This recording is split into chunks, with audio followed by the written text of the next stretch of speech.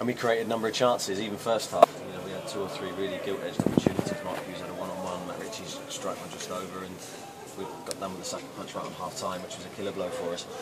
But the response from the players was very good second half, and really pleased with our second half performance, and we should have won the game comfortably in the end. Managers always kick themselves to concede goals from set pieces. What was your view of that one?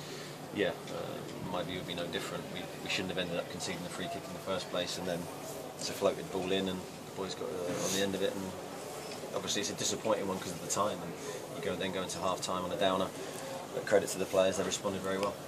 And then all the fireworks in the second half. Your view on the 2 penalties first of all? Well, the first one I had a clear view. I thought it was an out stonewall penalty. Grabs got fouled. The referee's made a very brave and correct call, in my opinion, and helped the referee out there on that. The second one I had no view of. I saw Mark Hughes go down, and I looked like he was going to tap the ball in the net. So my first emotion was it must be a penalty, but without having seen it again, I can't tell. It was almost like boy's own for Lewis Grabban. It was maybe in the stars that he was going to score, but maybe not miss. Well, I think it's sometimes difficult to see penalties in a game. You get the mind games with the goalkeeper, and I thought what made it even more difficult for him is the delay between the 2 penalties. Never easy when there's that long between having to make your mind up the second time. And the keeper's made a good save, not only a good save from the penalty, but also the 2 follow-ups and a world-class save. There was quite a lot of gamesmanship, sportsmanship going on. Did you have an opinion on that at all? Well, you don't like to see it.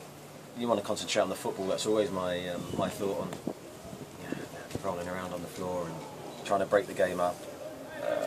A lot of aggro on both benches, which is really unlike us because we're football people and we just concentrate on the football. But unfortunately today it got a little bit messy. But I just want to talk about the game really. Talk about Lewis Grabban, if you would. Great news before the game.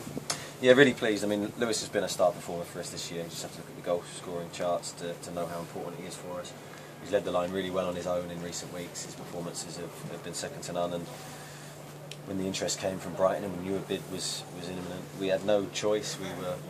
Our hands were tied with the clause in his contract. Thankfully, he gave us an opportunity to talk to him after he'd been to Brighton and to obviously put something to him. And we're very thankful that he's decided to stay. What sort of tipped the balance, do you think, him staying? Well, I think it was a mixture of things. I think he's happy here. He's playing regularly. He's scoring goals, and I think for anyone who's a striker in that position, you're reluctant to leave it. Put it that way. And especially with the improvement in his game, I think he's recognised that he's improved dramatically in the last year. He's decided that he wants to see his future here, and that's great news for us. It's great news for the fans. And he's conducted himself very well through this process, I have to say. He's obviously went to Brighton to have a chat with them. There's no hiding that, but he never closed the door on us. He never said he didn't want to be a Bournemouth player, and he acted like a gentleman. So in that respect, I've got a lot of time for him. You've done everything you can to keep him, and he's staying. Is there a fear that this scenario could happen again? Well, it could do. Who knows? If he carries on playing like he is, then possibly.